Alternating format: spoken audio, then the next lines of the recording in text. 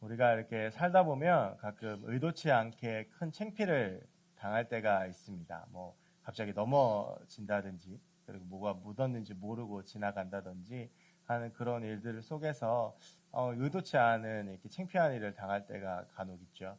제가 지금도 기억나는 제 인생 가운데 가장 창피했던 기억은 몇 년 전으로 기억을 하는데 그때가 추석 때였습니다. 추석 때 저 이제 본가가 그 연신내인데요. 그 연신내에 이제 집에 가서 부모님들이 이제 그 저희 예영이 옷을 사주신다고 그래서 그 불광동에 있는 NC백화점에를 갔습니다. 그래서 이제 이 NC백화점에 가서 옷을 고르는데 그 어린이들 코너는 가보시면 혹시 유심히 보셨는지 모르겠는데요. 이 매장하고 매장 사이에 그 이렇게 물건을 디스플레이를 해놓고 그 앞에 이렇게 유리막으로 이렇게 가려놓은 데가 간혹 있어요. 그래서 이제 어린아이들 옷은 작기 때문에 그런 데다 넣어놓고 이제 전시를 하는 건데요. 그렇게 해서 이제 어린이 매장들이 그런 곳이 있습니다. 근데 이제 그때 이제 옷을 사러 좀 돌아다니다가 아마 그 매장에서 굉장히 그 유리창을 깨끗하게 닦았던 것 같아요. 그래서 그게 유리창인지를 모르고 그냥 이렇게 비어있는 공간인 줄 알았습니다. 그래서 제가 어떻게 했겠습니까? 그냥 거기에다가 이 얼굴과 온 몸을 다 들이받았죠. 그러니까 저희 집사람이 여기 와서 옷 좀 봐 그래서 그 옷을 보러 들어가면서 뛰다가 그 유리창에다가 그 얼굴 그대로 갖다 박은 거예요. 그러고서 뒤로 넘어졌는데 그 소리가 어마어마하게 컸습니다. 추석 때라서 사람이 많았을 거 아니에요? 그래가지고 거기 있는 모든 사람들이 몰려들고 막 와서 너무 창피한 거예요. 그래서 아무렇지 않은 척 했지만 그때 코가 부러지는 줄 알았습니다. 근데 이제 저희 집사람이 웃고 있더라고요. 그래서 그날 저녁에 대판 싸웠죠. 어떻게 내가 아픈데 웃을 수 있냐? 웃긴데 어떡하냐? 그래가지고 둘이 대판 싸웠던 기억이 나는데요. 제 인생에서 창피한 일을 꽂으라면 그때 이 일을 꽂을 수가 있을 것 같아요. 그리고 또 한 가지는 조금 이제 그 유형은 다르지만 제가 그 한동안 굉장히 창피했던 것 중에 하나는 아시는 분은 아시겠지만 제가 이제 목사가 좀 일찍 됐습니다. 보통 우리나라가 이제 정해지기는 만 30세 이상이 돼야지 목사님이 될 수가 있어요. 근데 저는 이제 좀 특수한 상황이어서 목사 안수를 좀 빨리 받았는데요. 그러다 보니까 20대 중후반에 목사가 되는데 그게 참 너무 그 힘들었어요. 그러니까 제가 26세 목사가 됐으니까 지금 뭐 이렇게 뭐 인석이 뭐 이런 애들 그 나이 때 제가 목사가 된 거예요. 한번 생각해 보세요. 그 얼마나 좀 그래요. 그 별로 그렇지 않아요. 근데 이제 그런데 그런 어린 나이에 목사가 됐는데 그만큼 이제 해야 되는 일이 많아진 거죠. 그때 제가 가장 곤혹스러웠던 것 중에 하나는 식당에 밥 먹으러 가는데 자꾸 식기도를 시키는 거였어요. 그거 너무 창피한 거예요. 이게 독립된 방이나 이렇게 자리에서 식기도 하는 건 괜찮은데 이렇게 좀 이렇게 여러 홀 같은 데서 식기도를 하려는데 그게 얼마나 그렇게 창피했는지 몰라요. 그러면서 이제 되게 기어 들어가는 소리로 기도하고 막 이렇게 내가 기도하고 있으면 사람들이 나 쳐다보는 것 같고 좀 그런 이 창피함이 있었어요. 근데 이게 꼭 공개적인 자리에서뿐 아니라 어느 날 저희 예영이가 그래요. 자기는 급식 먹을 때 식기도를 안 한대요. 왜 그랬더니 친구들이 자꾸 자기를 이상하게 본대요. 그래서 이제 저한테 혼났는데, 근데 뭐 저도 생각해보면 되게 창피했던 것 같아요. 근데 지금은 이제 좀 뻔뻔해져가지고 사람들 많은 데서나 그런 데서 식기도해야 하거나 그래도 이제 별로 이렇게 뭐 창피하지 않은데요. 예전에 그랬던 기억이 납니다. 이렇게 살다 보면 뭐 우연한 해프닝, 그러니까 내 실수 때문에 되게 창피한 일을 만나기도 하고요. 그리고 또 이렇게 내 신앙 때문에 또 창피하다고 내가 느낄 때가 있죠. 내가 교회 다니는 거, 또 어떤 내 직분, 뭐 이런 것 때문에 특히 요즘처럼 이제 사람들이 교회에 대해서 좀 부정적인 인식을 많이 가지고 있고 교회 다니는 사람들을 욕하고 손가락질하는 이런 시점에서는 어떤 내가 교회 다닌다라는 것을 드러내거나 내 신앙을 보여주는 것이 참 창피하다라고 느껴질 때가 간혹 있습니다. 이런 연장선상에서 이제 오늘 본문을 좀 보려고 그래요. 신앙 때문에 창피를 당한 사람이라는 그 연장선상에서 저 같은 경우에 이제 목사기 때문에 식당에서 뭐 식기도 하는 게 저 스스로 창피하게 여겼었는데 이런 연장선상에서 이제 오늘 본문에 나오는 다윗 왕에 대해서 좀 우리가 보려고 합니다. 이제 이 오늘 본문은 혹시 주일학교 때부터 교회를 다니셨던 분이라면 누구나 한 번쯤은 들어보셨을 본문입니다. 다윗이 춤을 추다가 바지가 벗겨지고 그것을 다윗의 아내였던 미갈이 비웃는 장면입니다. 오늘 사건의 전말은 이래요. 이스라엘 백성들에게 있어서 그 민족에 있어서 가장 중요한 것이 무엇이었냐 하면 하나님의 언약궤였습니다. 오늘 보면 여호와의 궤라고 나오는데요. 거기에는 이 세 가지가 들어있었어요. 하나는 아론, 대제사장 아론의 싹난 지팡이. 여러분 지팡이에 싹이 날 수 있습니까? 없습니까? 지팡이는 죽은 나무입니다. 근데 아론, 대제사장 아론이 쓰던 지팡이는 싹이 나 있었어요. 그러니까 그게 이제 그 하나의 대제사장의 징표로 언약궤 속에 들어가 있었고, 또 하나는 하나님께서 광야 가운데 그들에게 주셨던 양식인 만나 가루가 들어있었습니다. 그리고 마지막으로 들어있는 게 십계명의 두 돌판이었습니다. 그래서 그거를 이 궤에다가 집어넣고 이스라엘 백성들이 어디로 가든지 간에 그 궤를 앞세우고 따라갔어요. 그리고 그 궤를 레위 지파 사람들이 다 쥐고 갔죠. 이스라엘 백성들에게 있어서 이게 하나님의 언약궤라고 하는 것은 굉장히 중요한 것이었고요. 하나님의 임재를 상징하는 곳이었습니다. 그래서 우리가 이제 이 다윗 왕의 아들인 솔로몬이 성전을 짓게 되는데, 이 성전이라고 하는 것은 결국 뭐였냐면 하나님의 언약궤를 모셔놓는 곳이었어요. 하나님의 언약궤라고 하는 것은 하나님의 임재를 이제 뜻하는 것이었거든요. 그래서 그것을 성전이 생기기 전에는 성막이라고 하는 곳에다가 이제 보관을 했었습니다. 근데 이제 이 성막이라고 하는 곳에를 이제 지키는 게 대제사장들과 그 가문들이었는데, 이제 엘리 제사장이라고 그 이스라엘의 제사장 중에 가장 무력하고 영적으로 타락한 제사장이 있었어요. 그 엘리 제사장 곧 다음으로 이제 사사가 되는 사람이 누구냐 하면 그 이제 사사로서 이스라엘 다른 사람이 사무엘이거든요. 그래서 이 사무엘 때에 대제사장이 엘리였습니다. 근데 이 엘리 때에 그 아들들도 굉장히 타락했었어요. 그 아들들도 이제 전쟁터 나가서 죽고 그러는데, 그 엘리 제사장 때에 이 언약궤를 아들이 죽었을 뿐 아니라 이 블레셋에게 뺏기고 맙니다. 그래서 이 엘리가 그 소식을 듣고 의자에 앉아 있다가 놀라서 넘어져서 목이 부러져 죽거든요. 그러니까 이제 그때 블레셋에 이제 뺏기게 됐는데, 이게 이스라엘 백성들 입장에서는 정말 그 큰일 난 거예요. 자기들에게 있어서 가장 중요한 것이었고 하나님의 임재를 상징하는 것이었는데 그것을 빼앗겼다라고 하니까 어떻게 보면 우리에게 있어서 가장 중요한 것을 빼앗긴 그런 기분이라고 생각하시면 됩니다. 더군다나 이스라엘 백성들이 이제 하나님의 임재를 경험하지 못할 것이다 라고 하는 그런 생각들도 있으니까 이스라엘 백성들 입장에서 이게 너무나도 큰일이었던 거예요. 그런데 이 언약궤를 뺏어간 블레셋의 입장에서도 큰일이 일어나기 시작을 했는데, 그 언약궤를 블레셋의 신은 다곤 신입니다. 그 다곤 신전에다가 언약궤를 모셔놨는데 다음날 가보니까 다곤 신상이 쓰러져 있는 거예요. 그래서 누가 뭐 건드렸나 보다 라고 생각을 해서 그 세워놨는데 그 다음날 가니까 목과 손과 다리가 부러져 있는 겁니다. 그래서 그것을 이제 옮겼는데 아스돗 사람들이 역병에 걸려 죽고요. 그래서 그것을 블레셋 수도인 가드로 옮겼는데 그 가드 사람들이 또 똑같은 이제 재난을 맞이하게 되죠. 그래서 7개월 만에 블레셋 사람들이 이 언약궤를 돌려보내야 되겠다라고 생각을 합니다. 근데 이제 이 언약궤가 가는 곳마다 사람이 죽고 막 신상이 무너지고 하니까 사람들이 너무 무서워서 수레에다가 소 2마리를 앞에다가 끌게 하고요. 그 수레에다 언약궤를 매달고 그냥 보냅니다. 그랬을 때 이 소들이 베세메스라고 하는 곳으로 갔다가 거기서 이제 다시 기앗 여아림으로 옮겨지게 되고요. 거기서 그 당시 제사장이었던 아미나답의 집으로 옮겨지게 돼서 꽤 오랜 시간을 그곳에서 있게 됩니다. 여러분 보세요. 이게 지금 사무엘 때에 있었던 일인데 이게 사울 왕을 거쳐서 다윗 왕 때까지 돌아오지 못했으니까 하나님의 언약궤가 꽤나 이스라엘을 오래 떠나 있었던 것인데 이 사람들이 쉽게 옮길 생각을 못했어요. 그러다가 이제 사울은 이제 관심도 없었고, 그러다가 사울이 한번 가져오려고 합니다. 언제였냐면 전쟁을 할 때였는데, 그 전쟁을 할 때 자기들이 질 것 같으니까 그걸 이제 가져오라라고 이야기를 했던 거예요. 네. 했던 건데, 그런데 이제 그 전쟁이 그냥 그렇게 끝이 나서 이제 그거를 이제 안 가져오게 됐어요. 그러고 나서는 계속 방치를 한 거예요. 그러니까 사울이라는 왕이 얼마나 영적으로 무감각했는지를 보여줘요. 왕이 돼서 하나님의 언약궤를 당장 가져올 생각을 하지 않고 그냥 그거를 그냥 그곳에서 방치를 해뒀던 거예요. 그래서 다윗이 왕이 되자마자 했던 것이 뭐냐면 이제 이 언약궤를 가져오자라고 하는 것이었습니다. 그 거의 50년 만에 언약궤를 가져오게 된 겁니다. 그래서 아미나답의 아들들이 그것을 옮기게 되는데요. 이제 그 언약궤를 옮기다가 그 소가 막 날뛰었어요. 그래서 우사라고, 언약궤는 원래 이렇게 사람이 아무나 손을 대면 안 되거든요. 근데 막 이게 날뛰니까 이제 이 우사라고 하는 사람이 그 아미나답의 아들인데 그 언약궤를 붙잡으려고 손을 댔다가 죽고 맙니다. 그러니까 아무도 이걸 손을 댈 수가 없는데 그 당시 오베데돔이라고 하는 사람이 언약궤를 가지고 가게 되는데요. 그 집에 3개월 동안 있으면서 이제 오늘 본문 전까지의 내용을 보면 오베데돔이 이제 큰 복을 받았다라고 되어져 있습니다. 그래서 다윗이 느낀 거죠. 이제 우리가 가져올 때가 되었다라고 해서 다윗의 성인 예루살렘으로 이 언약궤를 가지고 오게 됩니다.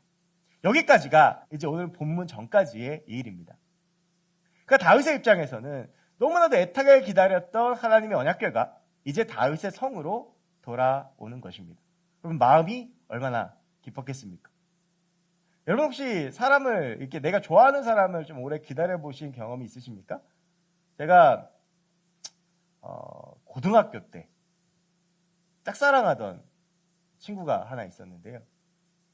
같은 교회 다니는 친구였는데 그 친구가 그 당시에 이제 그 조성모가 나왔었는데 조성모를 되게 좋아했었어요. 그래서 집이 독립문이었는데 제가 조성모 CD를 사서 그 친구가 나올 때까지 11월, 12월 눈 오던 때였던 것 같은데 4시간을 기다렸던 적이 있어요. 그거 주려고. 여러분 그때는 핸드폰도 없었고 삐삐밖에 없었어요. 그래서 서로 이게 삐삐는 뭐냐 하면 양방향 통신이 안 됩니다. 그러니까 이게 서로 통신이 되는 게 아니고 내가 메시지를 남기면 그쪽에서 확인하면 끝이에요. 그래서 내가 언제부터 여기 기다리고 있어라고 하고 그 조성모 CD를 들고 기다리고 있었는데 이 친구가 제가 그렇게 메시지를 남기고 기다리니 4시간 만에 왔었어요. 얼마나 기뻤는지 모릅니다. 물론 잘 안 됐지만 그 친구가 조성모 CD를 받고 교회를 떠났습니다. 그러고 나서 나중에 다시 돌아오긴 했지만 아무튼 뭐 그런 일이 있었는데 이렇게 사람을 내가 좋아하는 사람이 이렇게 오면 기분이 좋고 좋잖아요.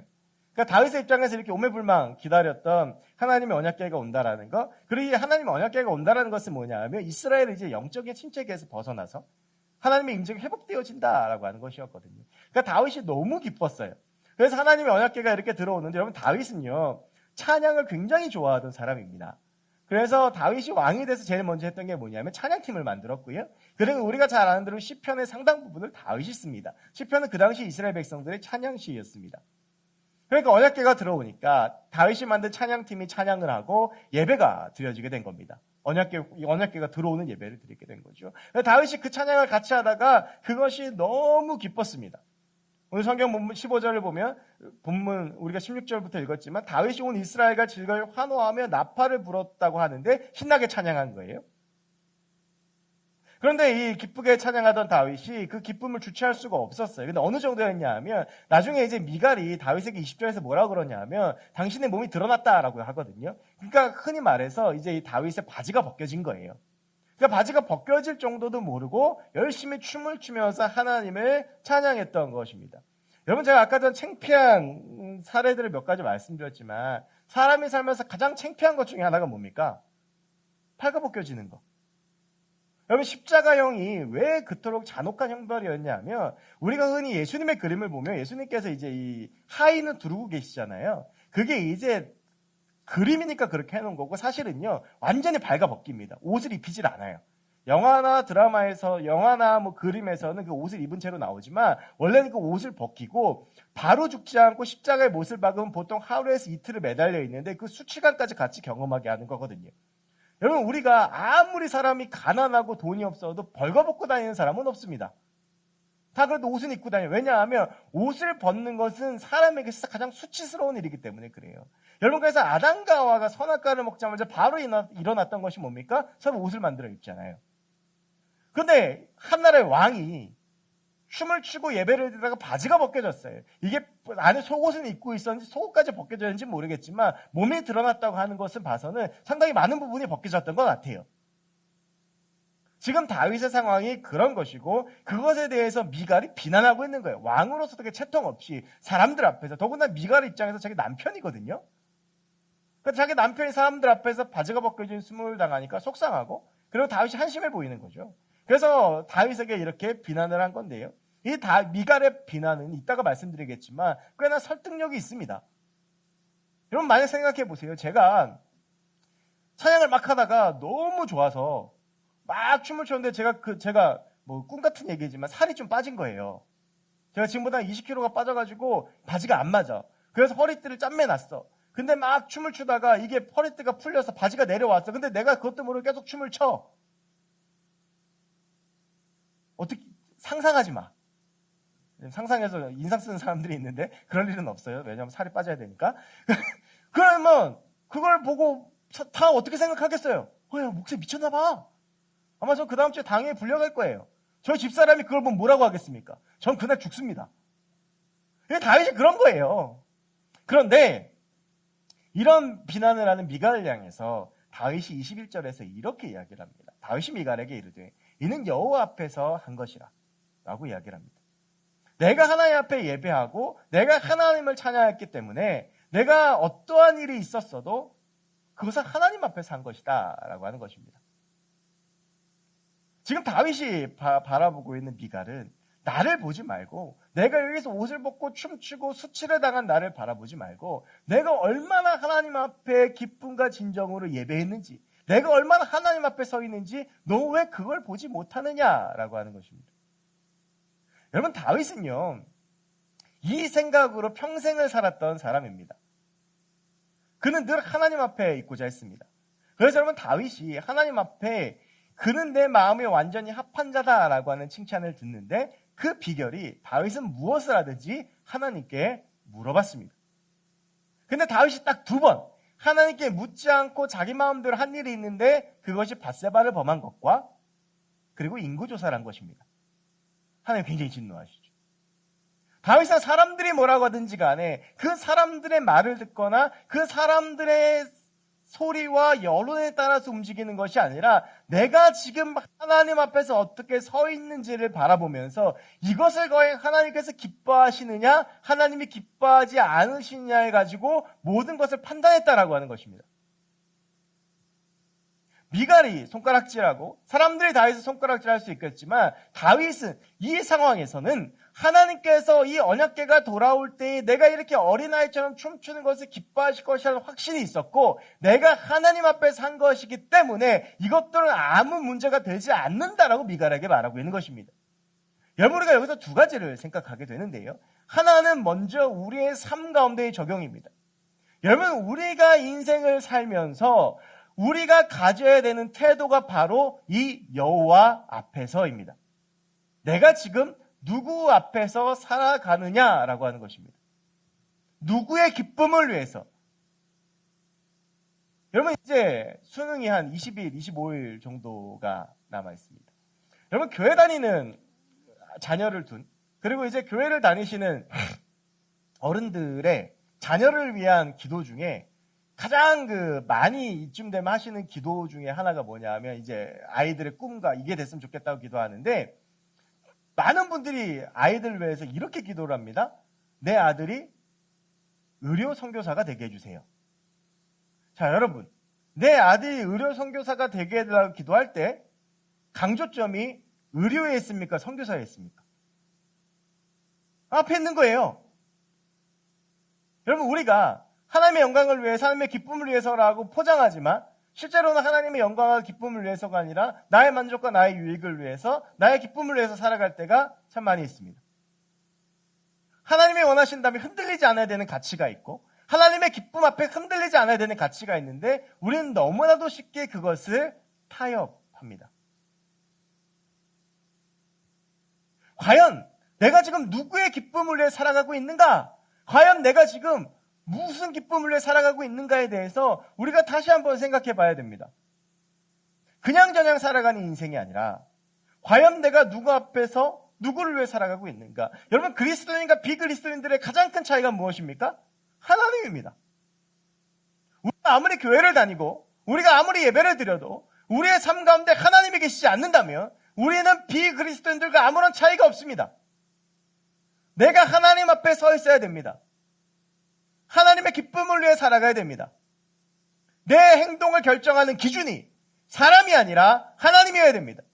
내가 어떤 행동을 할 때 내가 이렇게 하면 저 사람이 기쁠까? 저 사람이 슬플까? 저 사람이 나한테 무슨 말을 할까? 사람들이 나를 어떻게 받아들일까? 그것이 내 삶의 기준이 되어서는 안 되고 과연 내가 이 행동을 할 때 하나님은 기뻐하실까? 하나님은 기뻐하지 않으실까? 과연 내가 이런 말을 할 때 하나님은 기뻐하실까? 기뻐하지 않으실까?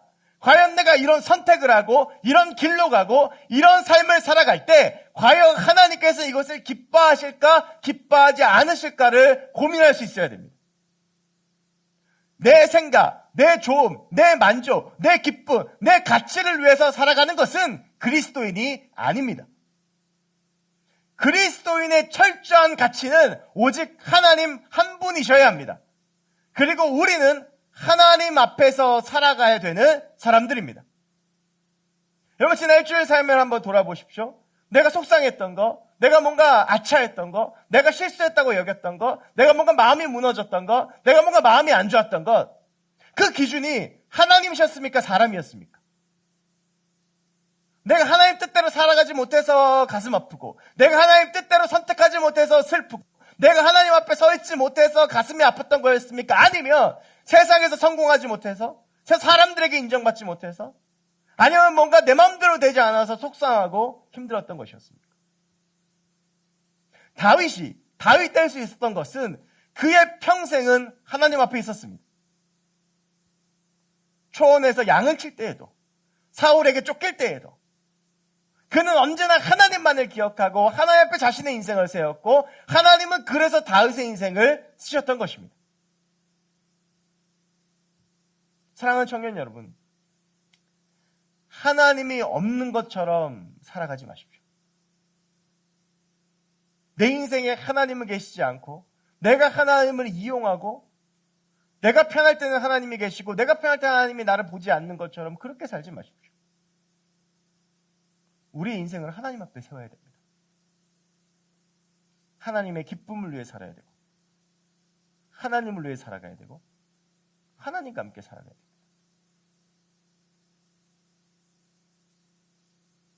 좀 진부한 예지만, 사랑하는 사람이 있으면 그 사람을 만족시키기 위해서 온갖 방법을 다 쓰잖아요. 저도 나름 이제 뭐 결혼 10년 차지만 그래도 아내 생일, 결혼기념일 이런 거 그냥 넘어가지 않습니다. 제가 이번 생일 9월 달이 아내 생일이었는데, 아내가 집에 없을 때 저희 예영이 예담이 시켜서 편지 쓰라고 그러고, 예담이는 글씨를 모릅니다. 그래서 편지 4줄 쓰는데 3시간 반 걸렸습니다. 글씨를 일일이 다 알려주고, 나중에는 안 돼서 제가, 그거 아시죠? 점선 이렇게 꺼줘가지고 따라 적게 하고, 저희 예영이가 돈 열심히 모았던 걸로 저희 집사람 귀걸이 액세서리 사주고, 제 용돈 모아서 귀걸이 액세서리 사주고, 또 그걸 일주일 전에 준비했다가 어디 제 방에 몰래 숨겨놨고, 그거 일주일 동안 서로 얘기 안 하고. 왜 그런 노력을 합니까? 그 사람에게 기쁨이 되기 위해서. 제가 처음에 결혼을 했을 때 저희 집사람이 저한테 가장 싫어했던 게 이거였습니다. 이거. 저는 그 집에서 늘 이러고 살았거든요. 그러니까 이걸 하면 얼마나 개운한지 아세요? 입안에 있던 모든 음식들이요 싹 정리가 되고, 굳이 양치를 하지 않아도, 아니 양치는 해야 되지만 굳이 양치를 하지 않아도 입이 좀 깔끔해져요. 와, 이걸 너무 싫어하는 거예요. 한 달을 막 그렇게 막 바가지를 끓게다가 제가 이제 안 합니다. 이거 너무 싫어하니까. 여러분, 우리가 사람의 만족을 위해서도 우리가 할 수 있는 것을 다 해서 살아갑니다. 여러분들 연애하는 분들, 여러분 남자친구 여자친구 위해서 다 하잖아요. 남편 아내 위해서 다 하잖아요. 어떻게든 기쁨이 되고자 하고, 포기하고 안 하는 척하고 하는데, 왜 하나님 앞에서는 그렇지 못합니까? 여러분의 모든 행동의 기준이 과연 내가 이 행동을 하면 하나님께서 기뻐하실까? 과연 내가 이렇게 살면 하나님이 기뻐하실까? 그걸 한번 여러분의 삶 가운데 고민해 보시기 바랍니다. 그것이 여러분의 인생을 하나님 앞에 세우는 것입니다. 마치 하나님이 지금도 계신 것처럼 살아가는 것.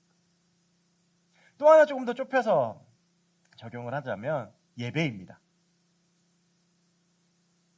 여러분, 다윗의 예배의 태도를 보시죠. 그렇다고 우리가 다 바지 벗고 예배드리자는 게 아니라, 다윗은 누가 자기를 어떻게 보든지 간에 신경 쓰지 않았습니다. 왜요? 너무 기쁘니까. 너무 감사하니까.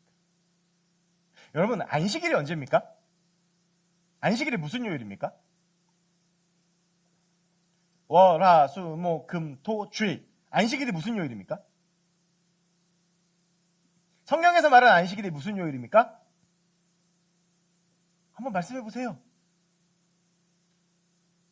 월요일이다. 손 들어보세요. 화요일이다. 수요일, 목요일, 금요일, 그럼 토요일이다. 네. 주일이다. 성경에서 말하는 안식일은 토요일입니다. 그래서 여러분 그 제7일 안식교나 여호와의 증인이 토요일에 예배드리는 이유가 그거예요. 근데 여러분 성경에는 안식일을 기억하여 거룩히 지키라고 했는데 왜 우리는 주일날 예배드릴까요? 왜 주일날 예배드릴까요? 예수님께서 부활하신 날이 안식 후 첫날이기 때문에 그렇습니다. 안식 후 첫날은 언제입니까? 토요일 다음날. 그거 오늘 주일이에요. 예배라고 하는 건 뭐냐면 여러분 예수님께서 우리를 위해 십자가에 달려 죽으시고 부활하신 것을 기뻐하고 감사하는 게 예배예요. 그래서 이 안식일이 예수님의 죽음 이후에 토요일이었다가 예배의 날이 주일로 바뀐 거예요. 그 전까지 예배라는 것 자체도 드리기가 어려웠어요. 왜냐하면 하나님께 집 나아갈 수 없었기 때문에. 여러분 그래서 매 주일이 부활절입니다. 날 위해서 예수님께서 십자가에서 죽으시고 부활하신 것을 감사하고 기뻐하는 게 주일이에요. 그래서 우리가 매 주일마다 모여서 예배 드리는 거예요. 예수님 날 위해서 죽으셔서 감사합니다. 날 위해서 다시 살아서 감사합니다. 이런 날 위해서 죽으셔서 그 십자가의 고난을 겪으셔서 감사합니다. 주님 내가 일주일 동안 죄짓고 살았지만 그런 날 용서해 주셔서 감사합니다. 주님 내가 죽을 수밖에 없는 죄인인데 나를 위해서 이 땅에 오셔서 감사합니다. 이 고백이 있는 날이 주일이에요. 부활절 하루만 기쁘고 즐거운 날이 아니라 매 주일이 내가 살아있고 내가 영생을 얻었고 내가 하나님의 살아있는 것을 감사하는 고백이 있는 날이 주일인 거예요. 기쁜 날이어야 되죠. 다윗이 그 언약궤를 맞이했을 때 그 느낌이 우리에게 매 주일마다 있어야 되는 거예요. 예배에 나오면 그 누구도 보이는 것이 아니라 하나님이 보여야 되는 것이고 일주일 동안 나를 기다려주시고 나를 지켜주시고 나를 용서해주시고 나를 품어주시고 나를 위해 죽으신 예수의 십자가와 하나님을 보여야 되는 것이 예배입니다. 그런데 지금 우리의 예배는 어떻습니까? 저는 우리 셰카이나 특히 인도자 싱어들을 존경합니다. 왜 그런지 아십니까? 여기 서가지고 여러분들 표정 보면서 찬양한다는 건 대단한 일입니다. 거의 대부분이 무표정하고요. 이게 박수를 쳐도 이러고 치시고 일어납시다. 반은 앉아있고 나머지 반은 한 두 곡쯤 하면 앉습니다. 예배를 드리는 기쁨, 하나님 앞에 예배를 드리는 모습, 물론 마음으로 기쁨으로 각자의 예배 방식으로 드리시겠지만 안 그러신 분들도 꽤나 많이 있습니다. 과연 우리가 하나님 앞에 예배하고 있습니까? 과연 우리의 예배는 지금 어떻습니까? 저는 우리의 예배가 이 다윗의 예배처럼 살아 움직이고 생동력 있고 숨쉬는 예배가 됐으면 좋겠습니다. 손 들고 찬양하고 기도하고 마음껏 찬양하고 춤출 사람 춤추고 물론 질서 안에서 이루어져야 되겠지만 여러분 우리의 예배에서 우리가 다시 한번 돌아봤으면 좋겠습니다. 예배가 기쁘지 않다면 여러분들의 신앙이 병든 겁니다. 예배함이 기쁘지 않다. 예배가 짐처럼 여겨지고 예배가 싫답니다. 여러분 연인끼리 어느 순간부터가 만나는 게 싫으면 관계가 무너진 거 아닙니까? 마찬가지죠. 여러분 우리의 예배가 회복되어져야 됩니다. 다른 거 어떤 것들보다 회복되어져야 되는 것, 우리 새창에서 회복되어져야 되는 것 예배입니다. 사람 때문에 예배 못 드린다? 상황 때문에 뭐 때문에 아니에요. 여러분 예배를 드리지 못하는 건 우리의 중심의 문제입니다. 다윗과 같은 마음이면 어떤 상황에서도 은혜 받을 수 있습니다. 어떤 상황에서도 예배 드리는 삶을 살 수 있습니다. 그리고 이 예배 얘기가 나왔으니까 한 가지만 더 좀 말씀드리고 싶은데요. 예배는 준비해야 됩니다. 준비되지 않은 예배는 여러분 이 다윗이요. 이 언약궤를 들여오기 위해서 얼마나 많은 준비를 하는지 아십니까?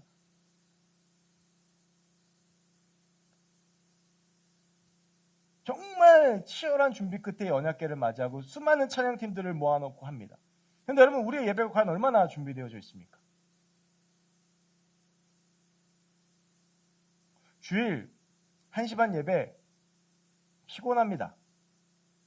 졸립니다. 오늘 설교 들으면서 조신 분 아무도 없지만, 그럼 피곤하고 졸리면 어떻게 하면 됩니까? 그 전날 일찍 자면 됩니다.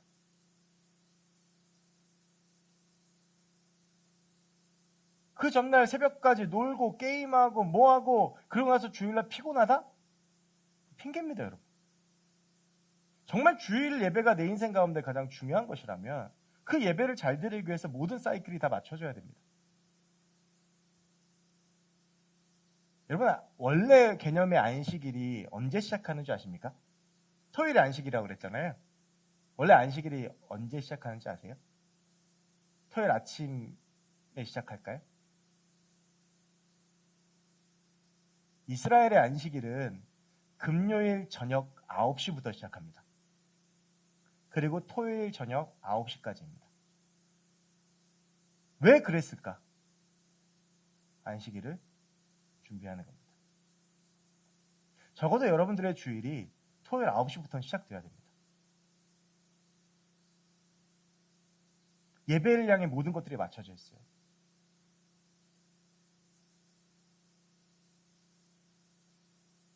그럼 생각해 보세요. 제가 토요일날 막 밤 늦게까지 막 채팅하고 게임하고 뭐하고 한 2시에 자가지고 예배 시간에 설교하는데 막 정신 못 차리고 막 아무 소리나 막 하고,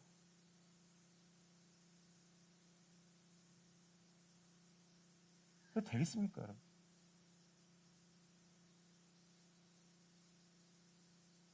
준비 없는 예배 하나님 안 받으십니다.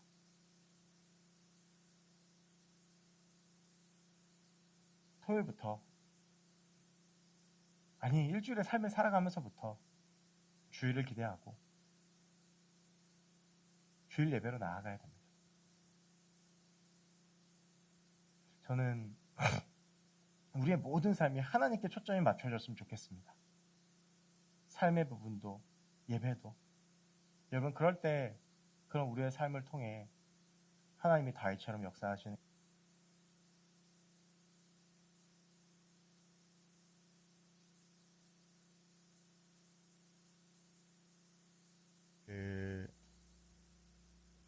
안 나옵니다. 네. 마지막으로 다윗을 봤지만 미갈을 보면, 여러분, 그 미갈이 한 말 중에 틀린 말이 없습니다. 아까 제가 말씀드렸잖아요. 제가 옷 벗고 막 찬양하고 춤추면 그거 제정신입니까? 그런데 그 미갈이 죽는 날까지 자식이 없는 벌을 받습니다. 왜 그럴까? 여러분, 맞는 말이라도 그 말을 통해서 다른 사람에게 상처 주고 지적하고 비난하고 해서는 안 됩니다. 여러분, 우리가 얼마나 많은 말들로 사람들을 아프게 하고 힘들게 합니까? 근데 그렇습니다. 그 말 중에 틀린 말 없을 때도 있습니다. 진짜 맞는 말이고, 진짜 제 사람이 진짜 그렇고, 진짜 저 사람의 상황이 그래요. 그래서 내가 그냥 말하는 게 정당해 보여요.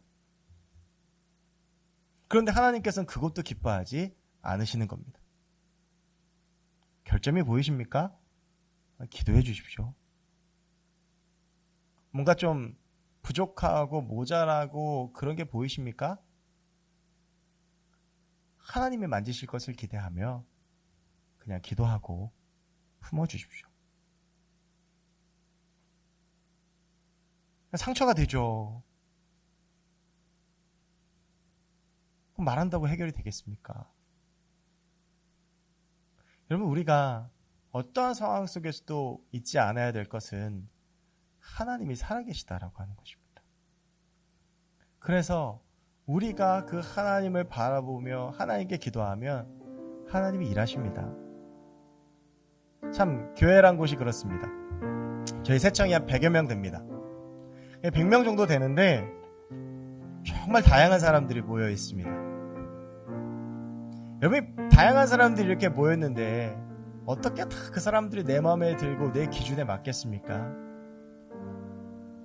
어떻게 다 나를 만족시킬 수 있겠습니까?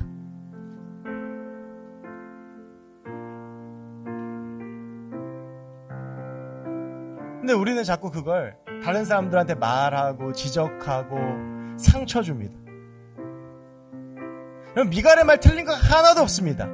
근데 하나님께서 오늘 다윗이 아니라 미갈을 징계하신 이유가 무엇일까? 여러분, 시편에 그런 말이 있습니다. 내 입술에 파수꾼을 세워라.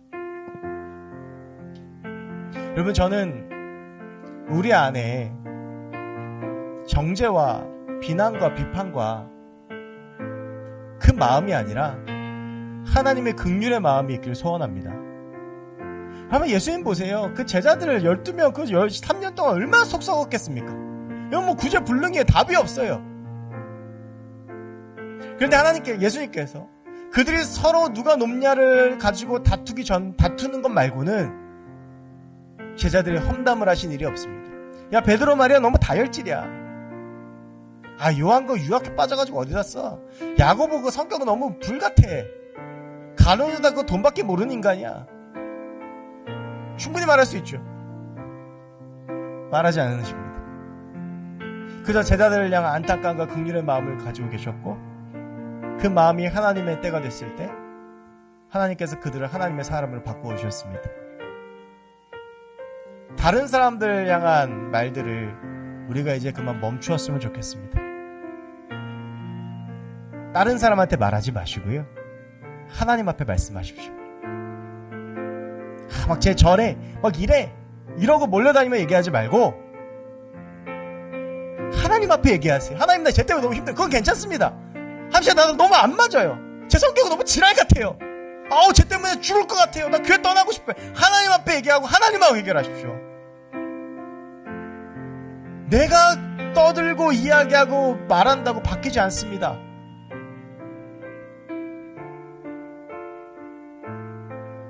여러분, 우리 미갈 같은 실수하지 맙시다. 하나님 앞에서 모든 상황과 순간, 모든 말들과 모든 것들이 하나님 앞에서 예배가 되고 기쁨이 되고 하나님이 원하시는 우리가 되었으면 좋겠습니다. 그럴 때 하나님은 우리를 기뻐하시고 우리 공동체를 기뻐하시고 우리의 예배를 기뻐하실 줄로 믿습니다. 이 시간 같이 함께 나는 예배자입니다. 찬양하겠습니다.